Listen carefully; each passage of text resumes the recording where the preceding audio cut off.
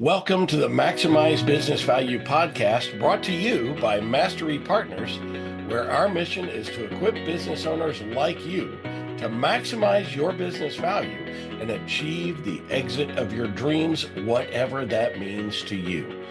With insights gained from over 100 business transactions, we share real-world strategies, lessons, and expert advice to help you build long-term, sustainable value in your business. Each episode is hosted by one of our Mastery certified partners. They're seasoned experts who've helped countless business owners navigate the complexities of growth, scaling, and building value. They bring first-hand experience, actionable insights, and a passion for helping you build a business that thrives. So let's dive in.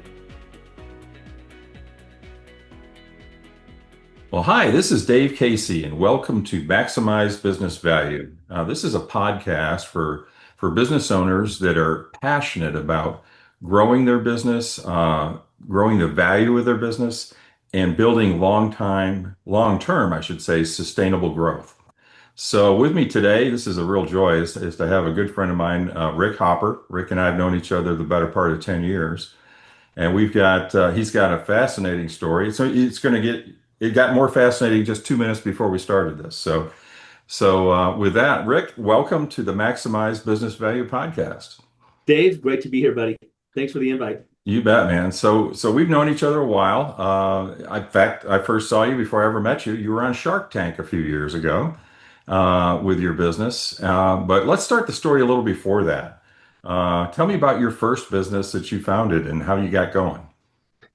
I would say back in, let's just go back a little click before that. I went to college twice, but I only made it halfway through a semester both times. I'm not slow. School is slow, and I had to go make money. Yeah. So I went into construction. I got really good at doing doors and windows and kitchens and closet organizers, and I just love building things. And to this day, I have a great wood shop. I love building things. Man, I paid for doors and windows, so I know that there's real money in there. You don't have to go to college. Yeah, no, absolutely. It's a great gig if you love building stuff. So then I got strung out on drugs during my construction days. I smoked meth for 2.5 years. I'm a 200-pound guy. I weighed 145 pounds for a couple of years. Did a little time in jail. Lived on the street for a little while. My wife kicked me out. We're going to keep that story nice and short. It's a miracle. That could be a whole other podcast, and we'll probably get to that one at some point. For sure. That's a very, very inspirational one in a million story. So but after I got out of jail, I went to work at Home Depot, where I really learned about business back in the mid 90s. Yeah. Home Depot was a training capital of the world for business. Sure was. Yeah. The stock was going up and splitting. Yeah. Particularly in the trades. Yeah. Oh yeah, for sure. So, but I couldn't make ends meet. I wasn't making enough money at Home Depot. So I went back to my roots. I was doing, on weekends and evenings, I was installing doors and windows. Well, I stumbled across, actually I got mad at the window industry because they wouldn't develop a product that I needed to make my life easier. And so I did it myself. January of 2001, I developed a line of products called Trim Quick. It's peel and stick window trim that trims out the interior of the windows. You can look it up. That company's still around. I did that for 10 years. I started with nothing and built it up quick. It was a great company. I brought on a family member, 50-50 partners for a while. That didn't end great, but this is not a partnership topic, so we'll talk about that another day. But I did walk away with, a couple $1 million in 2010. And you really learned a lot about business, it sounds like. Yeah, I learned a lot of painful lessons about business. And towards the end of that 10-year run with Trim Quick, I had to start wearing reading glasses. And, when you do it with reading glasses, you put them in your shirt, you bend over, they fall out. Yeah. And my best friend says, Rick, you should do something. I saw some lady wearing a pin. You should do something with magnets. And I'm like, oh, you know what? That's a great idea. So I bent a paper clip in half and I epoxied it to magnets, put a fender washer under my shirt, and I hung my glasses on a paper clip for about a year.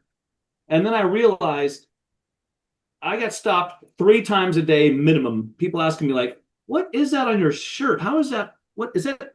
And I told him it was my paperclip thingy. It didn't even have a name. It was just a place to hang my glasses. Wow. So I'm like, I realized this might be the next big thing because I just sold my interest in Trim Quick and I had time on my hands. So I started doing street fairs. I'll get to the Shark Tank thing real quick if you want. Yeah. We'll just race to it.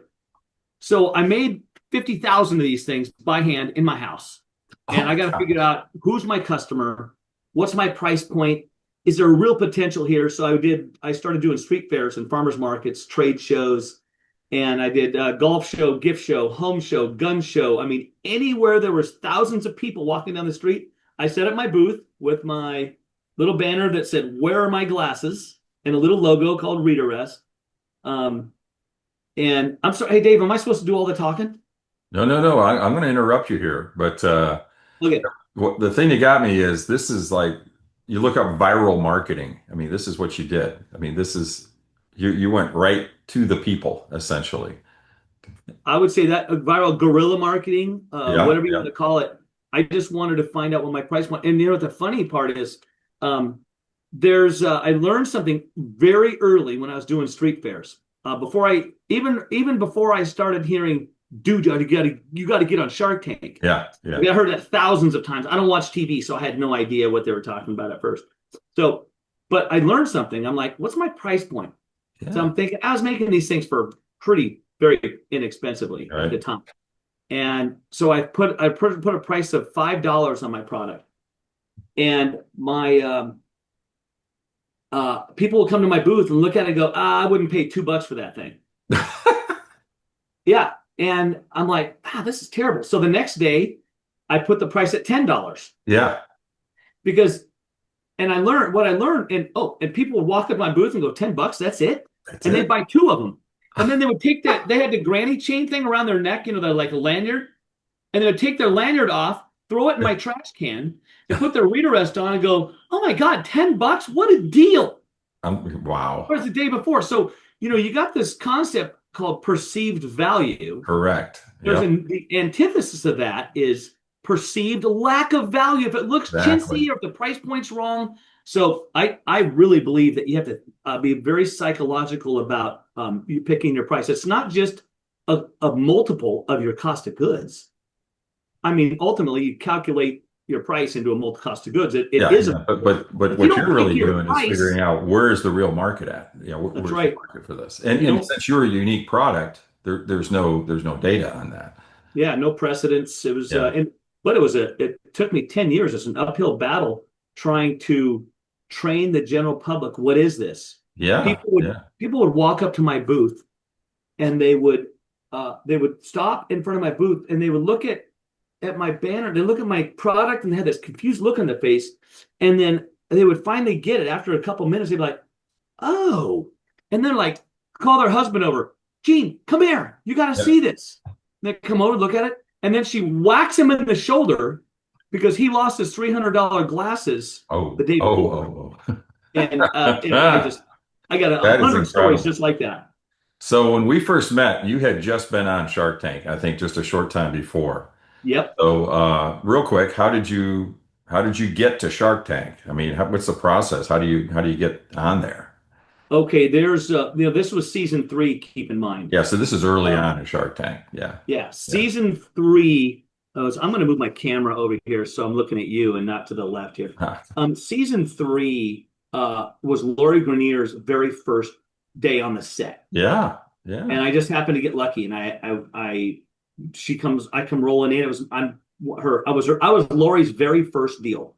No kidding. How about to get on the show? It takes an act of God, as far as I'm concerned, because you have to audition, right? You have to have something unique, something that's interesting, and you have to be interesting. Is that correct? Yeah. So they have these. I don't know when they started this, but they do these casting calls, and they have these things where they meet up, and the line will wrap around the block for hours and hours, and people come in and pitch their product for 20 seconds or whatever. Yep. I didn't do that. I didn't even know about that. Matter of fact, wow. I had just learned about Shark Tank because I had literally hundreds of people tell me, dude, you got to get on Shark Tank. I'm like, what is that? I don't watch TV. And they would explain it to me. It's a game show. You could win a prize. And we're going, Yeah. I'm starting a business. I'm not going on some stupid game show. Then I looked into it and realized, wow, everybody knows about this. This is a big deal. So I went on their website, and there was a product submission option, or a submission feature on the website where you can tell them who you are, and there was rules. Now, I lied and cheated to get on Shark Tank. And I don't care if you tell the whole world that, because I'm a firm believer that you ain't cheating, you ain't trying. Yeah. That's not true. You have to know exactly. I'm a firm believer that every rule should be bent. Yes. If you can't bend the rule, it should be snapped in half in 2 new rules. Right? That's the way to do it. That's awesome. That's how I live my life. Yeah. So anyway, I went on the website, and it said, do not send samples. Do not send videos. Give us your name, your information, your website, a brief description, and then attach a picture of yourself. Well, I did my submission. I told them all that about that stuff. And I said, if you want to see a picture of me, click on this link. It was a moving picture. Now, people that are over 40 years old know that that's a movie. It's a video. Yeah. So I right where it said, don't send a video, I sent a video.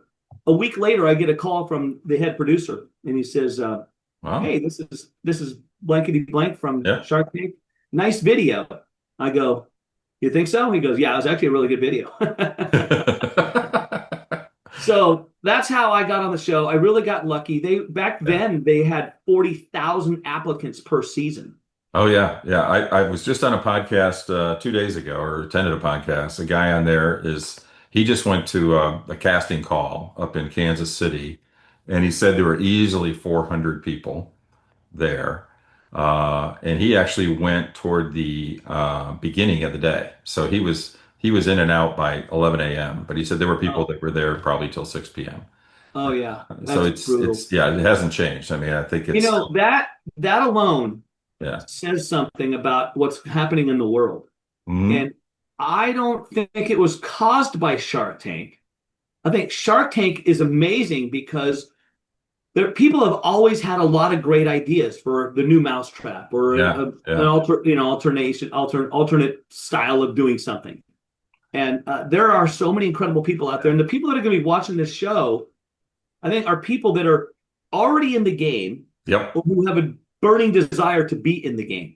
Yeah, and they may already have their idea and their concept, and they're looking to see, first of all, does anyone else have something similar? But also, how are people presenting what they have? How are they trying to pitch it? So, but so you're on Shark Tank, you get funded, right? And so what happened to your company when it happened? Because we're talking about maximizing value of your company. You had started, you're in production, you've been selling some product, you found your price point, you're on Shark Tank. What's the next step? So I made a deal I wanted nothing to do with, but we wound up working out an incredible relationship with Lori and her husband, and we had a 9-year run on QVC. That is a long run. Wow. Now, so we haven't done QVC in, I don't know, what is it, 5 years? Probably five years or so. But it was a long run. Now, we could very well light it back up. Yeah. Now, a lot of people don't know this, Dave. I sold my business 3.5 years ago. I remember you selling it. Yeah. Successful. Bought it back last week for 8 cents on the dollar. No. Yeah. 8 cents on the dollar. I did. And oh my gosh. Wow. It was I gotta be there's some things I really can't talk about. Understand that completely. Details, but there were a lot of principles. The principles that make somebody great, the principles that make a country great. If you abandon those principles, the principles that make a company great. Yep. If somebody else winds up in the driver's seat and they start making adjustments to those principles or those procedures, they can have a devastating effect. It's not all spreadsheets, and it's yes, it is. It's all spreadsheets. Is it really? For me, it is. I'm a spreadsheet machine. I'm an anomaly, actually, Dave, because most people that have the creative and the authenticism and the enthusiasm and all that stuff rarely can sit in front of a computer on a Yeah. for several hours And run the looking at a numbers. spreadsheet. Yeah. But Yeah. I happen to love both, and I think it's really Wow. important. Yeah, you are an anomaly. No wonder you're successful. Wow, that is cool. So tell me, once you started with Shark Tank, I'm assuming that sales grew pretty rapidly. Yeah, Or following that, I should say, I was really disappointed the night my episode aired because we had 100 of our closest friends and family at the house, and I had sunk about $300,000 of my money, which is almost most of my money that I had from my previous sale Yeah. left Yeah. over, and I sunk it into inventory. I had pallets of product. Now there was about 1,000 units in each box, and there was like maybe 12, 15 boxes on each pallet, and I had several pallets in my little warehouse. So what happens with the human psyche is like they're looking at it. Hey, this is exciting. They're watching the show, and you Yeah. can see the analytics go up like crazy. Google Analytics, and then it goes to a commercial break. Ah, boom! It goes down, You've and I lost them. sold 2,000 units. Wow. 2,000 units, and I wound up that night. I went back to the shop. I expected to like Yeah. blow it out. Yeah. And I went back to the shop, and I standing in my little shop by myself at 2 o'clock in the morning. I put one hand on on two boxes. And I go, these are the two boxes we sold tonight. Yeah. But I Wow. really wasn't worried because I see how people react to this product Yeah. when they have it in their hands, Yeah. and they're like, "Oh my God, are you kidding? These are so strong." People go, now I'm not going to use expletives on your show, but there is something that people say like, Holy.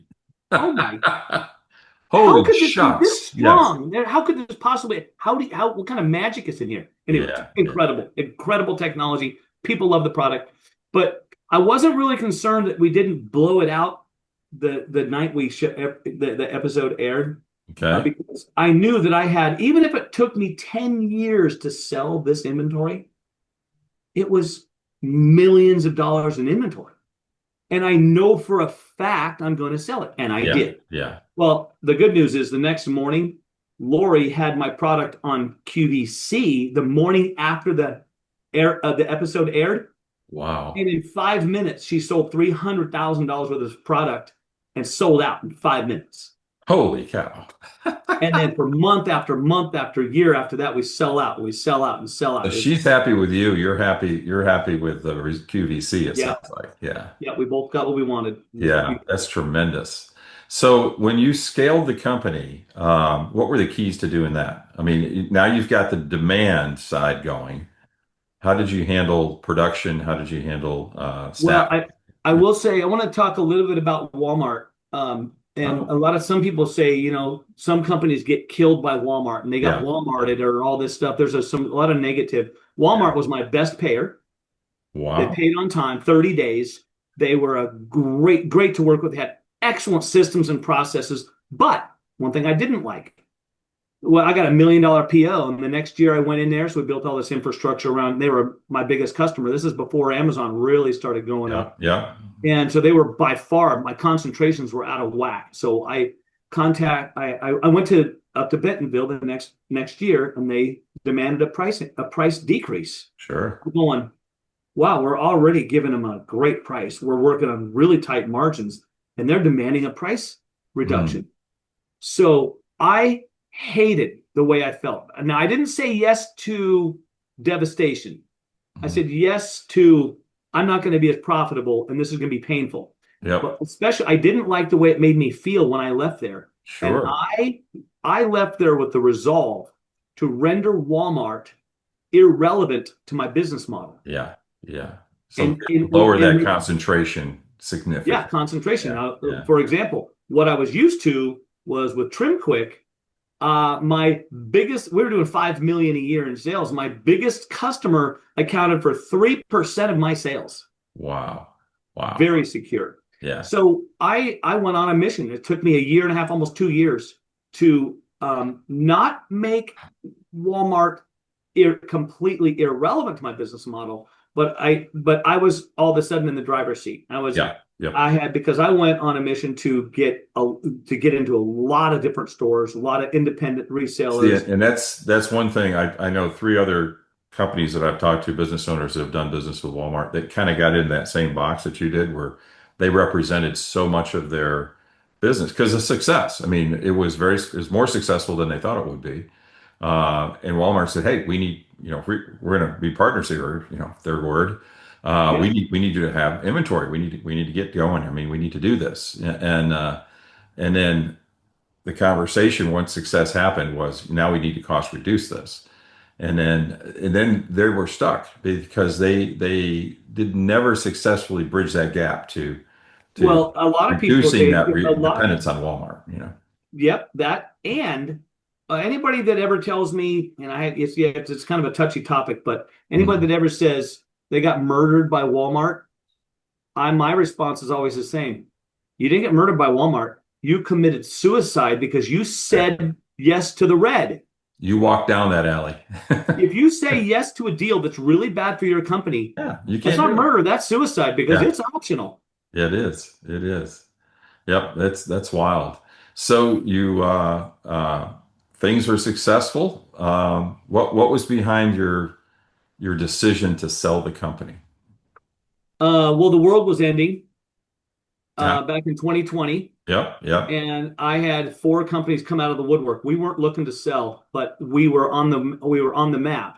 And there's several aggregators that were buying up Amazon companies. So to kind of go back a little and come back up, Yep. Amazon really started growing for several years Okay. after that Super. event with Yep. Walmart. We had a great relationship with Walmart forever. Matter of fact, the next year I was able to go in there and give them a price increase. And they Ah, said, no, that's not how it works. And I'm like, well, I'm going to really miss you guys. I yeah. love Yeah. working It's with you guys. been great. But if you're not interested in a mutually beneficial relationship, I can't be in it. Yeah. Yeah. So we can win together, or I just got to go win somewhere else. And they took my price increase. It was a great relate, and they had a lot of respect for that. But Oh. when Walmart went nuts, I also introduced a couple of years before I sold. I introduced a line of reading glasses. Huh? Very comfortable, lightweight, spring-loaded hinges, Wow. ultraviolet, UV protection, blue light blocking, anti-scratch resistant, that's my shameless pitch. So ReadeREST reading glasses, you got to Perfect complement to the ReadeREST. and you also got a place to keep them. Yeah. Exactly. Anyway, Comes so as when a I package. introduced this line of reading glasses, and we really went on an upswing in revenue and profits, and we became very desirable to several companies. Thank you for tuning in to the Maximize Business Value podcast. This episode is the first of a two-part release. Part 2 will be posted next week.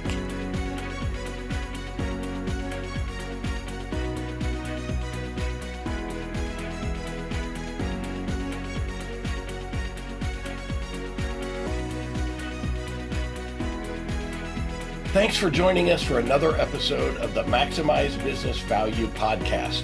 I hope today's conversation sparked new ideas on how you can continue driving value in your business. But remember, it's not just about listening. It's about taking massive action. Visit our website, masterypartners.com, for more resources.